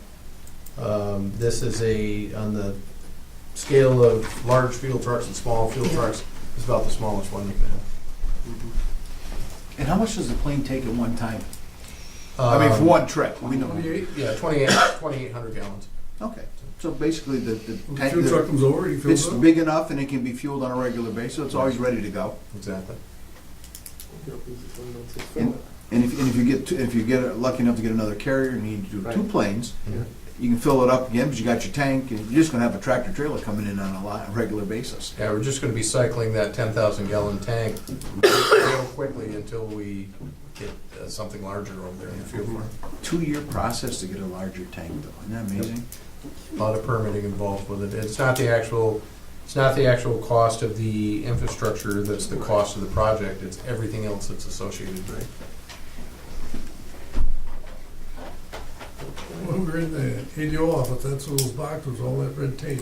We went in there and I said, all these boxes are, all these boxes, and all, that's where you keep all the red tape. There's a lot of A lot to it. Well, safety is number one. Let's just, Yeah. just be fair here. All right, so we just gotta wait for Doug to come back. Yes.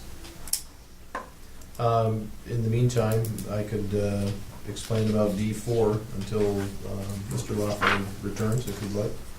That's fine. It all ties together. Anyway.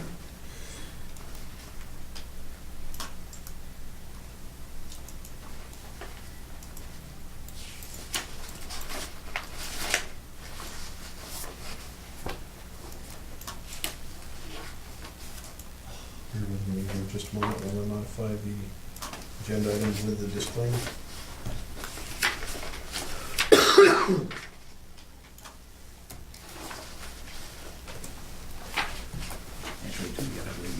Okay, so now that we've got the fuel conceptually solved, getting the fuel to the plane, there is one other piece of equipment we're looking to identify exactly what it is, called a fuel stand. We don't know exactly what that is yet. We're researching that and we'll get more information. Let's talk about the ramp, loading passengers on the plane. Typically, airports own the ramps and they are leased to, you want me to stop and we'll back up? to the other one? Yeah, we'll stop. Okay. Let's back up to Garsite Aviation with the $1,800 per month lease of the fueling truck.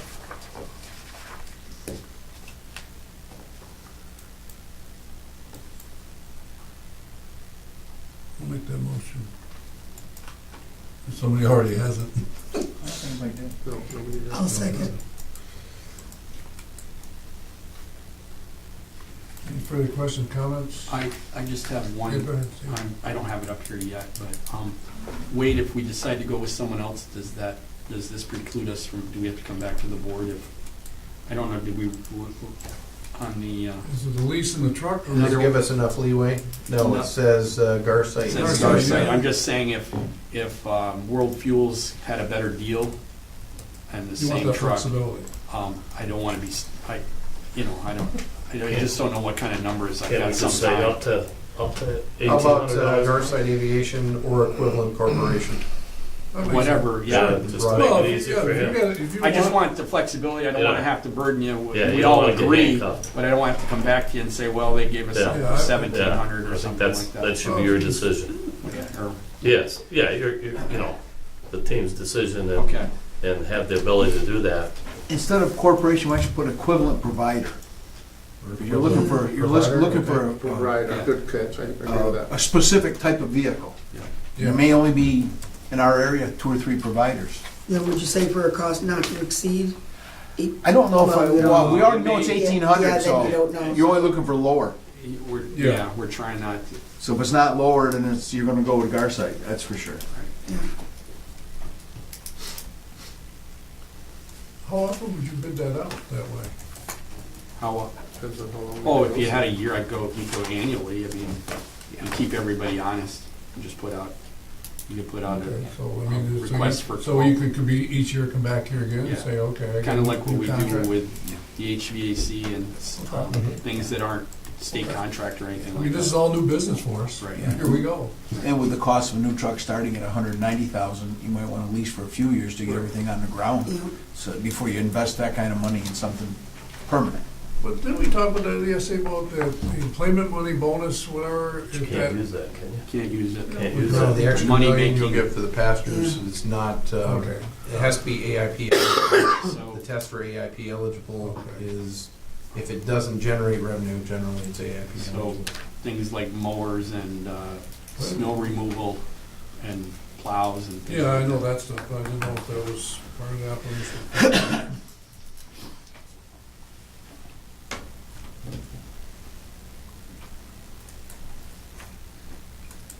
Roll call vote, please.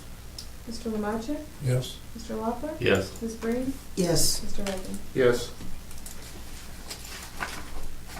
Agenda item D4 is now that we've figured out the fuel aspect, we need to figure out how to get the passengers on the plane. Hey, that's important. The airports generally own the ramps.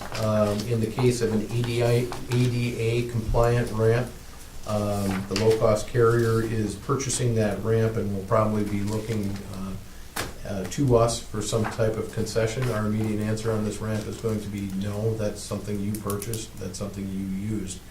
However, when the aircraft is on the ground, up that ADA ramp needs to go 17 wheelchairs. The 17 wheelchairs, only one can be on there at a time. And airports generally have a passenger stairs truck that loads both, the passenger stair truck will load the rear of the aircraft. So that way you can expedite passenger boarding. Because keep in mind, we only have 40 minutes to turn the plane when it's on the ground. That's everything from fueling to loading passengers. We have identified a passenger stair truck, a used truck. The cost of this truck is $55,530. We are asking permission to purchase this truck, but I want to be clear on one thing. We're not going to go out and purchase this truck immediately. We want some indication from Allegiant that we are going to use this truck, or that they are going to use this truck to load the passengers. Because obviously we don't want to purchase something that doesn't meet their needs. You know, when I'm trying to envision this operation, the plane pulls up, here comes the fuel truck, here comes, we gotta slide the gate out, people coming in, the stair truck is going over here, and the baggage is coming. I mean, it's like, this is really has to be a coordinated effort and to have the manpower to do what we need to do. I mean, so, I know what they want is they want a double board or double D-board. And obviously 40 minutes people is not a long time. put them on there, put them on as quick as possible, so. Full plane in 40 minutes isn't a long time. No, No. no, I mean, that's, and we want to prove to them that we are, we'll be good at this, and that's just the whole thing. Well, that's what's exciting about this. At the end of the day, we're upgrading the class of the airport, our service has changed, and that's, you become a real airport out there. All right, I'll move that. Second. Any further discussion? Clerk, call the roll, please. Mr. Loeffler? Yes. Ms. Breen? Yes. Mr. Reagan? Yes. Mr. Lemasters? Yes. Agenda item 5 is the purchase of a John Deere X590 lawn tractor with a 54-inch deck and a 47-inch snow blower. No board meeting would No. be complete without it. Absolutely not. Well, all of the lawnmower. No, Mary's not on the board. You got nowhere to go on this one. You guys, I'm sorry, I had to laugh. I suppose the good news is It's good timing, Wayne. Thank you This for is the putting that least down. expensive thing on the list. It Wait, was. Under budget. wait a minute. When I gave you the opportunity to begin the meeting, you should have brought this in. I get No. so excited. I'm just, my whole life is just coming together now. No, it's better saved than Timing of best for that was last. great. I'm the cheapest thing you can buy today. Well, you know what, it's laughing we want to be, but it's serious stuff and efficient, effective we want to be. The question I have is the one that you have is what, 72-inch deck? Yeah, the Kubota's working out fine. This is just for a different way that when we mow around the border station and then the snow blower part of it, we need that. The two John Deeres we have are 11 years old. They do a lot of good mowing that really gets away from the push mowers. That Kubota does really well, but it's better in a large open area than trying to mow. And you can mow around, but it's kind of wasted Good job with it. doing the trimming around the Yeah. industrial park or up at the border station. So we've had good luck with and we kind of can trust the more experienced college kids to run the John Deere. And then we run that tractor doing all the lanes and all the sidewalks with the snowblower in the wintertime when we park it up there. So that's really what that's replacing. Is this a replacement for the one that's being surplused? Or is, Yes. Yeah. okay. Let me, this is a sidebar type of conversation. It has to do with the lawnmower and presence, whatever it want to be. And when you pull into airports, whatever, it's, it's well manicured, or whatever you wanna be, whatever. And to me is, we sell ourselves by what first impression is. I mean, so now I ask you, in regards to the airport, as we come in, the airport and the parking lot and all those type of things, what is gonna be, how it's gonna be handled? Do you have the right mower for the airport, you know, to manicure it in a better way? I don't, you know, I'm not telling you what to do, but. The only issue, we have the right equipment, it's just that it's being used at so many places. Like that Kubota you talked about, if you had one out there and you Right, had it. and that's where, And what happens with my guys, and it's nothing against them, it's the way it's set up, but if they don't have the Kubota out there for 3 days, or let's just say a week, and it's being used somewhere else, it takes a while, whereas somebody may say, well, geez, in 45 minutes I can take care of all of that, you know, almost twice a week if you wanted to, or every week it would get done, whereas now it might be 10 days or 2 weeks, and it gets a little shabby looking, and I would like, you know, we do the best we can with what we've got, but if it was up to me, if you did have another mower out there, you know, with the large areas and stuff, that would, I think it would look better. You know, it just doesn't get, we keep it looking pretty good, but it could be better if you had the equipment just dedicated to the airport. Steve, I think you're gonna find, once we get going out there, that you're gonna need more than that lawnmower as maintenance equipment out there. And I think if you could come up with a list, and I think it's something that we've gotta bite the bullet on. And I can foresee down the line another year or two, if it goes as we, you know, we're gonna have to have more steady maintenance people out there. And take, you know, I don't do a whole lot with the apron, you know, when you look Yeah. there, Wade, 30 feet off the apron, Yeah. it's just mowed twice a year, it's grass or Yeah. hay We and primarily all that. focused on trying to pave it and figure out how to Yeah, charge it. Right. Yeah, but I think, But if you were to just take a Kubota and mow 20 minutes out from the apron Yeah. every week, yeah, it's just what people are looking at, whether they're waiting to take off. Yeah. It just have a more groomed type of look.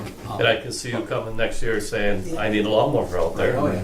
I You think Doug's correct, though. A projected list Yeah. of what we're going to need in the future might be a good idea to have a handle on it. Well, one of the things that we're also talking about for upcoming CFA application is an event/garage building at the airport. Right. Because again, we Yeah. now have all this equipment, No place to put it. no place to put it. Right. And, I mean, even basic things like the lav cart and things like Right.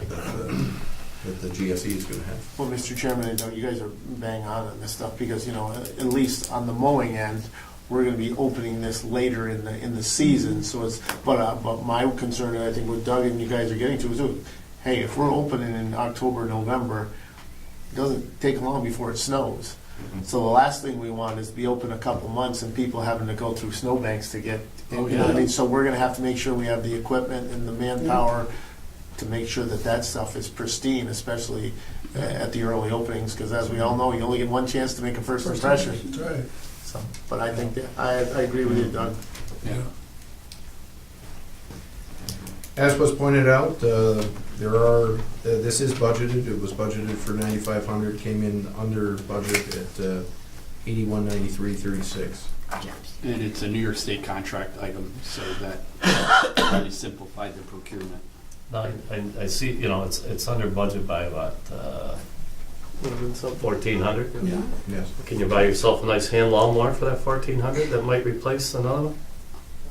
I'm pretty good with hand mowers because of these tractors. Okay. We used to buy, really, before the kids, you'd see 5 of them going in a circle out front, pushing mowers, and the John Deeres have taken the load, so those mowers have held out really. We bought really nice ones, and they've held Okay. out for a while, so I have thought of that, but I don't have that need right away. Okay, I didn't know if, you No, know, thank you. if we were under budget, then, and if we you know, we could Oh, Yeah. get something within that, let's Find get it and update it and.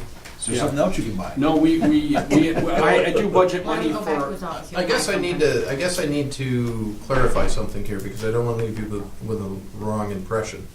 It's kind of like saying, I'm not going out to dinner tonight at the fanciest restaurant I could find because I'm going to go out to dinner at the second fanciest restaurant I can find. that has no bearing on the fact we have no money in our savings account. That underlies the whole thing. Right. So, I mean, that's kind of what we're talking about here. We're talking about it's under a projected budget, but right now we're financially stressed. A combination of what's going on at the airport with the project development funds, and a combination of revenue not coming in the door, which generates those project development dollars. So I guess I want to caution a little bit that, yes, it is under budget, but, you know, the $1,400 is kind of a fictitious example there, because we never had that money to begin with. So what you're saying, there's no money in the cupboard? Since we're under budget, we might be able to put somebody in the seat of that. You know, with that $1,400. I just think, you know, it's, and I understand what you're saying, Wade, but at the same time, I'm saying, well, if we're in the position sometimes that we can do that, I think it's good management to do that. Oh, certainly. And not coming back next year and saying, well, you know, and you know, God knows what our financial situation will be next year. I mean, you know. Well, I just want to point that out. Yeah. We're getting a happy meal. We all have to split it. no, Yeah, exactly. no drinks. I'll move it. I'll second it, Steve. Final question, is it the absolute right size for what you want? Yes, I could hear you when I was looking for mowers. You've asked me that every time. Right, I mean, to me, I go, you're gonna be asking me that, and Right. it is. It's just what you want. It's Okay, a it little does what bit you of an want. upgrade over the one we're replacing, Okay. so I'm confident in that, thanks. Okay, thank you, Steve. Clerk call the roll, please. Ms. Breen? Yes. Mr. Reagan? Yes. Mr. Lamache? Yes. Mr. Longford? Yes.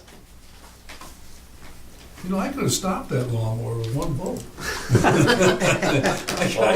should, is I it too late? Is it too late? I was gonna say we get two of them, Steve. You don't have one for the airport. I think that's gonna be the next project, though. Big airport. Make it a little- Mr. Chairman, that concludes regular business items.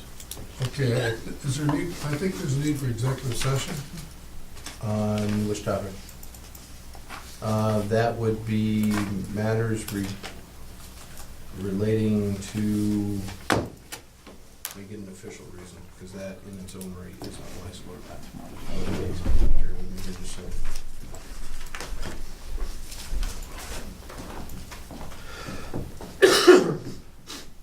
Bear with me just a moment. Yes, sir.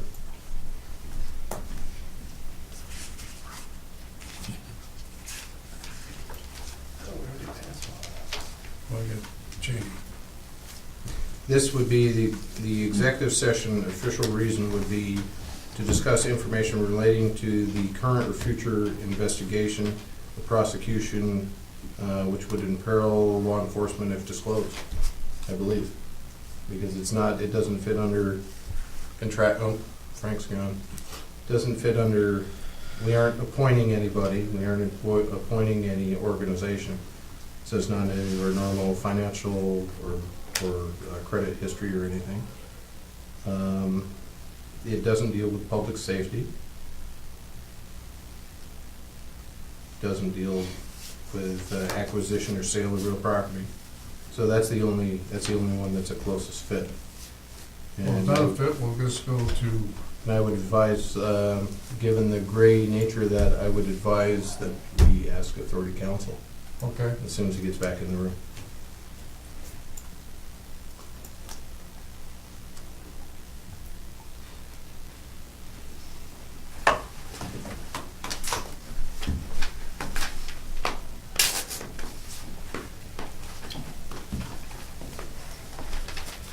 You ever step out of the room and have that feeling everybody's waiting on you?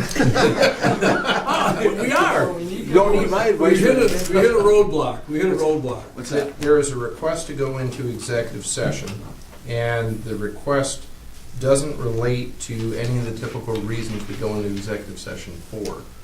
I think what I would advise is I would suggest you hand that down to Frank and see what he recommends for the executive session purpose for the record.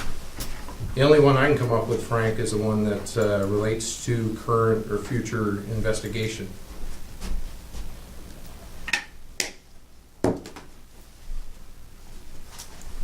I think what I'm looking at, Frank, is a clarification of how that resolution could apply to other board members. Since the entire board is involved in this investigative process by Inspector General, I think you have a reason to go into executive session to discuss the possibility of the retention of attorneys by former board members who are being called. There we go, what he said. Okay. Can you repeat that a little slower, just so I have? You expect me to remember what I just said? Please. Basically, this involves an ongoing investigation by the Inspector General, that they've now included all of the current board members, which are only 4, and all past board members back to 2010. All of the parties are volunteers. There's no iron in the fire for them, and therefore, to ask them to individually pay for counsel to protect themselves from what the IG is going to do is not appropriate. And I think it's something the board should discuss in executive session if they want to expend the funds for the purpose of providing legal counsel, not the current board members, but the past board members, and back to 2010. We're talking 6 years. So there's your reason. Okay. Thank you, Fred. Okay, you need a motion. I'll move it. I'll second. We gotta do the border station. Border station. I know, I Oh, don't know I'm if we're sorry. coming back or what. Oh, we're gonna, yeah. You want to come back to the border state? We got that one thing that was passed up the last time we were here. Do you want to That's do right, the the board border station? station there. I don't think it'll take a couple minutes. We got minutes to, Okay, let's do the board station. okay, so hold on that. So we Hold would on. need a motion to suspend the Ogdensburg Bridge and Port Authority Board of Directors meeting and then open the Border border station. Board station. I'll make that motion to suspend the Ogdensburg Bridge and Port Authority meeting. Okay. I'll second. All in favor? Aye. Aye.